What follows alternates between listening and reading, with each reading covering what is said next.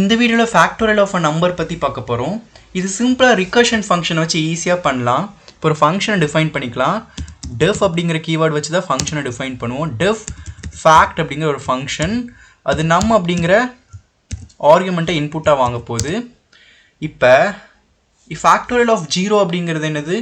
1.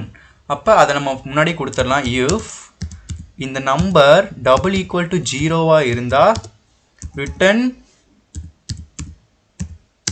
1. இல்லாட்டி எதை ரிட்டர்ன் பண்ண போகுது? ரிட்டன் இங்கே தான் ரிகர்ஷன் ஃபங்க்ஷன் எழுத போகிறோம். நம் இன்டு ஃபேக்ட் ஆஃப் நம் -1. இது இப்போ எப்படி நடக்குதுன்னு எக்ஸ்பிளைன் பண்ணுறேன். இப்போ நான் 5ஓட ஃபேக்டோரியல் கண்டுபிடிக்கணும் அப்படின்னு நினைக்கிறேன். 5 ஃபேக்டோரியல். 5 ஃபேக்டோரியல் எப்படி கண்டுபிடிக்கலாம்? 5 இன்ட்டு 4 ஃபேக்டோரியல் கண்டுபிடிச்சாலும் அது 5 ஃபேக்டோரியல் தானே. அதுதான் இங்கே லாஜிக்.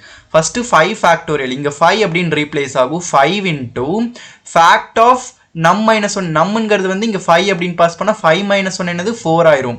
மறுபடியும் இங்கே அந்த ஃபங்க்ஷன் கால் பண்ணப்படுறதுனால மறுபடியும் இங்கே போகும்.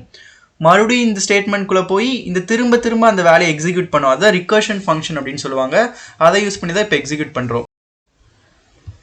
இப்போ இந்த ஃபங்க்ஷனை கால் பண்ணலாம். ஃபேக்ட் அப்படின்னு கால் பண்ணுறேன். கால் பண்ணும்போது உள்ளே நம்ம ஒரு நம் அப்படிங்கிற ஆர்குமெண்ட் பாஸ் பண்ணணும். நான் 5 அப்படின்னு பாஸ் பண்ணிவிட்டு இதை ரன் பண்ணுறேன். எனக்கு 120 அப்படின்னு கரெக்டாக வருது. இது இப்போ எப்படி நடக்குது அப்படின்னு நான் எக்ஸ்பிளைன் பண்ணுறேன். இப்போ நம்ம 5 ஃபேக்டோரியல் கண்டுபிடிக்கிறோம் அப்படின்னா இந்த ஃபங்க்ஷன் வந்து ஃபஸ்ட்டு கால் பண்ணுறோம். உள்ளே வந்து நம் வந்து 5ன்னு இருக்கும். 5 இன்ட்டு நம் -1ங்கிறது என்னது 4.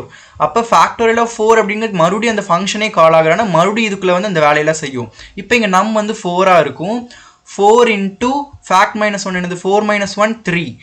இப்போ மறுபடியும் ஃபேக்ட் ஆஃப் 3 அப்படிங்கிற ஒரு ஃபங்க்ஷனே கால் ஆகுனா திரும்ப அதுக்குள்ளே போய் எக்ஸிக்யூட் ஆகும். இந்த மாதிரி திரும்ப திரும்ப நடக்கிறதுனால ரிகர்ஷன் ஃபங்க்ஷன் அப்படின்னு சொல்கிறோம்.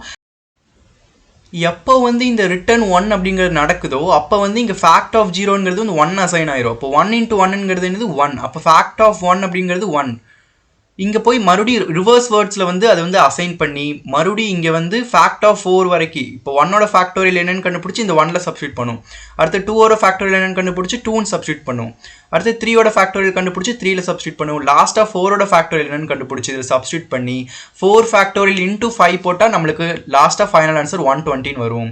இப்படி தான் ஒரு ரிகர்ஷன் ஃபங்க்ஷனை வச்சு ஈஸியாக நம்ம ஃபேக்டோரியல் பெர்ஃபார்ம் பண்ணலாம்.